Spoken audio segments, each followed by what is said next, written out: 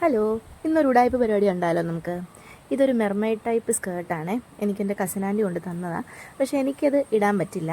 അപ്പം എൻ്റെ കസിൻസ് പിള്ളേർക്ക് ഞാനത് കൊടുക്കാമെന്ന് വെച്ച് അവളുമാരെ ഇടിയിച്ചപ്പം ഇതായിരുന്നു അവസ്ഥ. ഭയങ്കര നീളവും അതുപോലെ അവർക്ക് നല്ല ലൂസുമാണ്. അപ്പം ഞാൻ ജസ്റ്റ് ഒന്ന് കയറ്റി ഇടിയിച്ച് നോക്കിയപ്പം ഒരു ഉടുപ്പായിട്ടൊക്കെ ഇടാം. നമുക്ക് അതിനൊരു ഒരു ബെൽറ്റ് പോലെ നമുക്കൊരു വള്ളി പോലെയൊക്കെ പിടിപ്പിച്ച് കൊടുത്താൽ ഉടുപ്പായിട്ടൊക്കെ ഇടാമെന്ന് ഓർത്തു. ഇന്ന് അമ്മയാണ് തയ്ക്കുന്നത്. ഞാൻ വീഡിയോ ഷൂട്ട് ചെയ്യുക. അപ്പം ഞാൻ പറഞ്ഞു കൊടുത്തു ഇങ്ങനെയൊക്കെയാണ് ഉദ്ദേശിക്കുന്നതെന്നുള്ളത് പറഞ്ഞു കൊടുത്തു. അമ്മയാണ് തയ്ക്കുന്നത്. അപ്പോൾ ഇവിടെ ആ ഡ്രസ്സിന് അല്ലെങ്കിൽ ആ തുണിക്ക് ചേരുന്ന തരത്തിലുള്ളൊരു പീസ് തുണി എടുത്തിട്ടുണ്ട്. ഏകദേശം ഒരു 2.5 ഇഞ്ച് വരും. നമുക്ക് എത്രയാണോ വലുപ്പം വേണ്ടത് അതിനനുസരിച്ച് നമുക്ക് തുണി എടുക്കാം.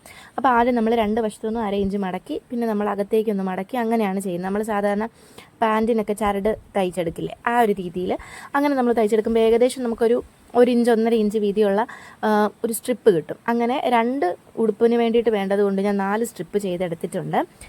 ഇങ്ങനെയാണ് നമുക്ക് കിട്ടിയത്. എന്നിട്ട് പിന്നെ ഈ വലിപ്പമുള്ള ഇലാസ്റ്റിക് ഇതായിരുന്നു എൻ്റെ ഉണ്ടായിരുന്നത്, അതുകൊണ്ട് അതെടുത്തു.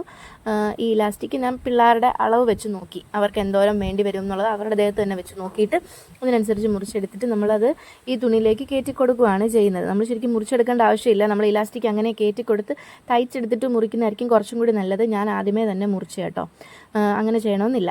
എന്നിട്ട് നമ്മൾ ഇലാസ്റ്റിക് ഇങ്ങനെ സേഫ്റ്റി പിൻ വെച്ച് അകത്തേക്ക് കയറ്റിയിട്ട് നമ്മളത് നന്നായിട്ടൊന്ന് വലിച്ചു പിടിച്ചിട്ട് ആദ്യം നമ്മൾ ഒരറ്റം നന്നായിട്ട് തയ്ച്ച് കെട്ടിട്ട് കൊടുക്കുക.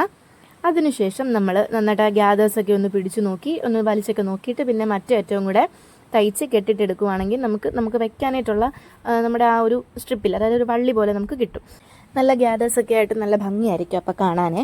അപ്പം ഞാൻ മൊത്തം 4 ഇവിടെ ചെയ്തെടുക്കുന്നുണ്ട്. എനിക്ക് 2 ഡ്രസ്സാണ് ആവശ്യമായിട്ട് വരുന്നത്.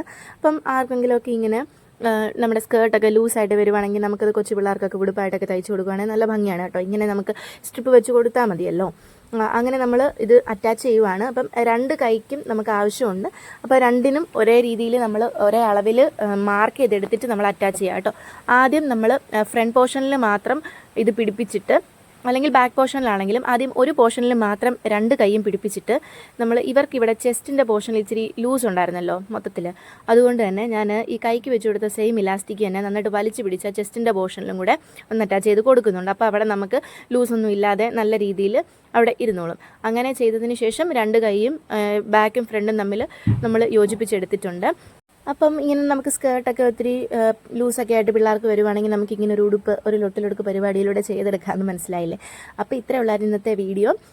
എല്ലാവർക്കും ഇഷ്ടമായെങ്കിൽ ലൈക്ക് ചെയ്യുക, ഷെയർ ചെയ്യുക, സബ്സ്ക്രൈബ് ചെയ്യുക. അപ്പോൾ ഇതാണ് ഇതിൻ്റെ ഫൈനൽ ലുക്ക്. ഇവരിത് ഒരു വൈറ്റ് നമ്മൾ ഒരു ടോപ്പും കൂടെ ആയിട്ടാണ് പെയർ ചെയ്തത്. നമുക്കിത് സ്ലീവ്ലെസ് ആയിട്ട് ഇടാം, അത് നമ്മുടെ ഇഷ്ടമാണ്. അപ്പോൾ ഇത്രയുള്ളായിരുന്നു. Tata bye bye.